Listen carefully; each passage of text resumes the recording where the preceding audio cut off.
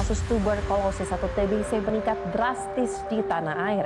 Indonesia masuk dalam jajaran negara dengan jumlah kasus TBC tertinggi kedua di dunia. Penyakit yang berkaitan dengan perilaku hidup bersih ini masih menjangkit sekitar 49.000 warga Jakarta per 8 November 2025. TBC menjadi penyakit menular mematikan pertama di dunia. Setidaknya satu kasus aktif TBC mengeluarkan 3-4 orang per tahun.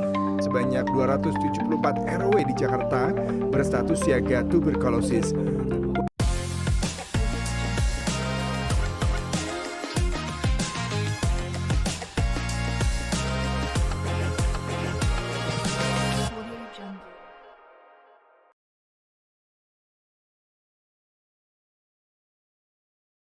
Assalamualaikum, selamat siang. Apa kabar semuanya?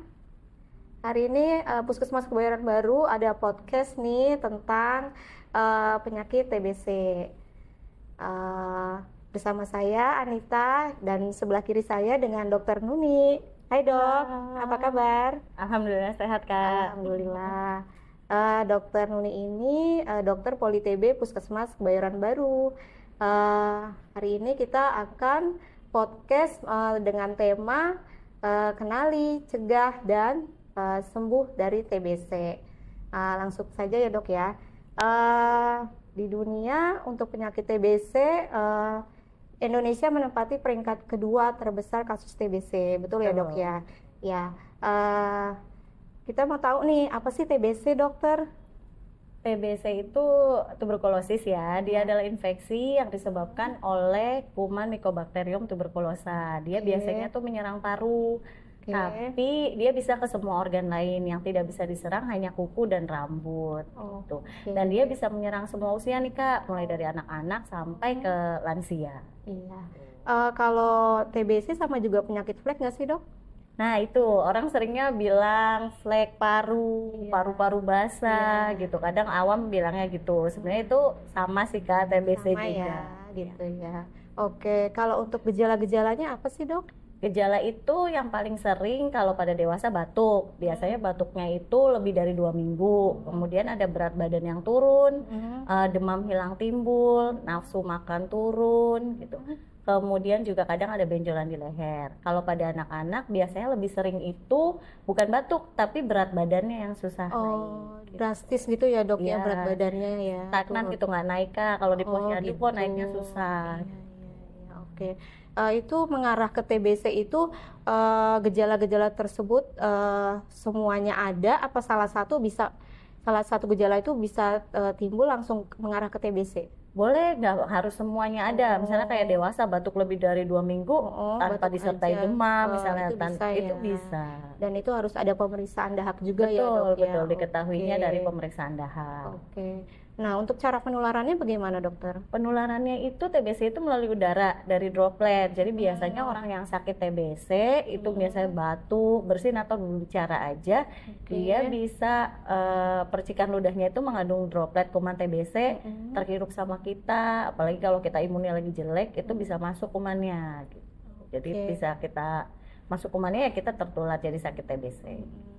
Ada mitos nih dok di masyarakat kita penularan TBC bisa melalui bersentuhan tangan. Itu betul nggak sih dok? Enggak ya dok tidak. Ya. Oke, dengan jadi, cara itu ya. Kalau sentuhan tidak ya Kak. Jadi dari percikan ketika berbicara, bersin atau batuk. Berarti droplet melalui udara. Betul. Ya. Nah kalau untuk cara pencegahannya bagaimana dokter? Pencegahan yang pasti satu menggunakan masker ya gitu. Apalagi terutama kalau kita di tempat-tempat umum itu harus menggunakan masker. Kemudian yang kedua kita harus etika batuk. Jadi ketika batuk kita tutup pakai tisu atau lengan bagian dalam gitu. Kemudian juga rumah itu ventilasinya harus bagus. Jadi pagi buka jendela, pintu untuk ventilasi dan cahaya matahari masuk. Kemudian kita perilaku hidup bersih dan sehat ya, olahraga teratur, makan gizi seimbang. Terus kalau pada anak-anak ada pencegahan khusus bayi itu ada imunisasi BCG. Oke, kalau untuk bayi nih khusus bayi, vaksin BCG itu merupakan pencegahan yang efektif banget nggak sih dok? Iya sih Kak, sejauh ini ya. gitu Jadi ya, bisa Dok, ya. diberikan pada bayi sampai usia 3 bulan ya. Dan itu juga vaksinnya bisa didapat di puskesmas gratis kok gitu. Jadi harus dilakukan. Itu juga termasuk imunisasi yang wajib dari pemerintah. Oke, kalau untuk pengobatannya bagaimana dokter? Pengobatannya TBC itu terbagi jadi dua, yang sensitif obat dan resisten obat. Oke, Yang udah sensitif enak. obat, iya. Pengobatannya itu bisa didapat di fasilitas kesehatan pemerintah ya, seperti puskesmas atau RSUD secara gratis. Dan diminumnya selama 6 bulan, paling cepat minimal 6 bulan. Minimal 6 bulan. Iya, setiap hari diminumnya. Jadi kalau menghentikan sebelum waktunya, udah merasa enak nih pasiennya, Iya, justru tiba-tiba udah itu selesai nantinya dia. nanti lebih parah, kumannya bisa kebal, Resisten. bisa resisten, Iya. dan jadi malah makin parah sakitnya. Iya, ada beberapa pasien yang sudah enakan dikit tidak melanjutkan obat, jadi Iya, malah lebih resisten ya dok ya. betul. Oke. Terus kalau untuk Puskesmas Kebayoran Baru ini jadwal poli TB-nya di hari apa dokter? Di poli TB-nya itu setiap Senin sampai Senin Jumat, sampai Jumat jam berapa? setengah 8 sampai jam 4. Oke, jam 8 sampai jam 4. Nah, untuk pengiriman dahak dan mantuk itu ada jadwalnya nggak dok? Kalau pengiriman dahak sama seperti jam layanan poli ya. Oh, Kalau gitu. untuk mantuk di kami setiap hari Selasa di jam 1. Selasa jam 1. Satu sih. Iya. Dokter Nuni, untuk meningkatkan aware dari masyarakat itu bagaimana caranya dokter?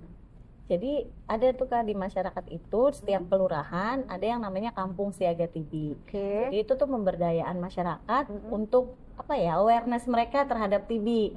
Dibentuk dari pihak kelurahan, biasanya tuh ketuanya dia dari kepala RW, ada kadernya, ada masyarakat sekitar, ada mantan pasien TB yang terlibat. Oke. Jadi biasanya tuh ada kegiatannya penyuluhan tentang TB, screening TB, itu dilakukan oleh masyarakat itu sendiri.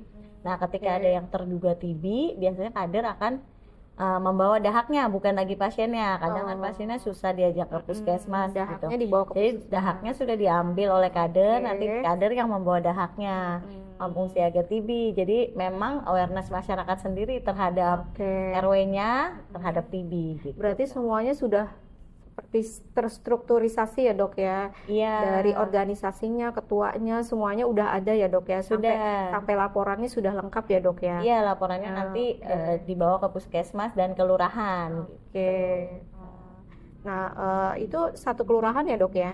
Satu kelurahan wajib ada satu KST, Kampung Siaga Oke. TB, harus dibentuk. Wajib satu ya, minimal satu Iya, kelurahan. betul. Oke. Dokter, ada pesan-pesan nggak untuk masyarakat biar memeriksakan dirinya ke puskesmas ketika Ya. ada gejala-gejala tersebut? Yang pertama, TB itu bukan penyakit kutukan, bukan penyakit yang memalukan, bukan penyakit keturunan. TB itu bisa disembuhkan dan diobati. Nah, yang penting segera periksakan sesegera mungkin, deteksi dini dan pengobatan sampai tuntas. Pesan juga kepada yang lain ketika di masyarakatnya, anggota keluarga atau di lingkungannya ada yang batuk lebih dari 2 minggu dengan gejala-gejala yang tadi disebutkan, boleh diajak untuk berobat ke poli TB gitu Kak. Di sini kita ada poli TB ya di Puskesmas Kebayoran Baru. Kita selalu standby untuk masyarakat. Tuh. TB itu temukan, obati sampai sembuh. Jadi masih bisa disembuhkan ya masyarakat. Iya. Seru banget ya dok ngomongin tentang TBC ya. Iya nih. Karena masalah serius banget di Indonesia, menempati peringkat kedua di dunia setelah India. Kita harus aware banget sama masalah TBC ini ya. Nah, tadi kita sudah berbincang dengan Dokter Nuni selaku dokter poli TBC. Banyak sekali pengetahuan yang kita dapat dari Dokter Nuni ya. Mudah-mudahan kita bisa mempraktekannya di kehidupan sehari-hari, dan jangan sampai di sini aja, kita harus lebih aware lagi, sampaikan kepada yang lain biar angka TBC kita di Indonesia turun gitu. Oke, terima kasih Dokter Nuni atas waktunya, dan terima kasih buat teman-teman yang sudah mendengarkan podcast kita hari ini. Sampai jumpa di podcast selanjutnya. Wassalamualaikum warahmatullahi wabarakatuh.